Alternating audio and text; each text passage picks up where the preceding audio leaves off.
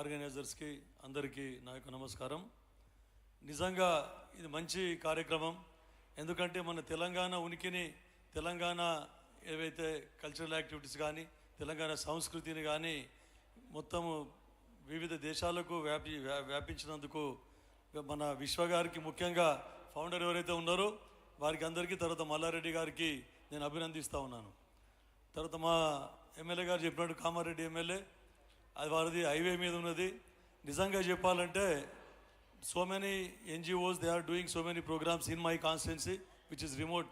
నారాయణ్ ఖేడ్ అనేది మారుమూల ప్రాంతం, border of Maharashtra and Karnataka. మీలాంటి సపోర్ట్ CSR ఫండ్స్ కానీ చాలా అవసరం, మాలాంటి ఏరియాకు చాలా అవసరం. ఇన్ఫ్రాస్ట్రక్చర్లోనే ఇంకా మేము లాగింగ్ ఉన్నాం. ఎన్నో అప్పటి ప్రభుత్వాలు తర్వాత తెలంగాణ తెచ్చుకున్న తర్వాత కూడా మాలాంటి ప్రాంతాలు చాలా వివక్షకు గురవుతూ ఉన్నాయి. ఎప్పుడు నేను ఫైట్ చేస్తూ ఉంటాను, ఇట్లాంటి ప్రాంతాలకే ఎక్కువ బడ్జెట్ కేటాయించాలి, ఇటువంటి ప్రాంతాలకే తెలంగాణ వచ్చి మనం సాధించుకున్న తెలంగాణ వలన లాభపడతాయని చెప్పేసి మీరు ఏదైతే 4 స్టార్ ఓట్లు అన్నారో, నిజంగా కూడా మా ప్రభుత్వం, మా ముఖ్యమంత్రి రేవంత్ రెడ్డి గారి ప్రభుత్వం టూరిజం డెవలప్మెంట్ మీద చాలా ఫోకస్ పెట్టింది. తర్వాత industrial clusters everywhere in all the constituencies industrial clusters develop చేస్తూ ఉన్నాయి. మా దగ్గర కూడా ఇండస్ట్రియల్ క్లస్టర్ శాంక్షన్ చేయడం జరిగింది. ఎంతోమంది ఈ ఫుడ్ ప్రాసెసింగ్ యూనిట్స్ ఇండస్ట్రీ వాళ్ళని నేను రిక్వెస్ట్ చేయడం జరిగింది.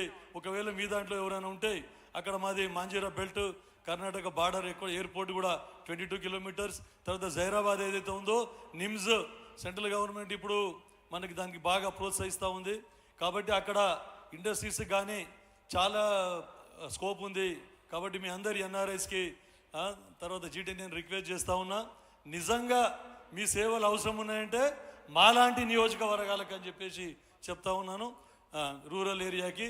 కాబట్టి ఆల్రెడీ కొన్ని NGOs మేమందరం టేకప్ చేస్తూ ఉన్నాం.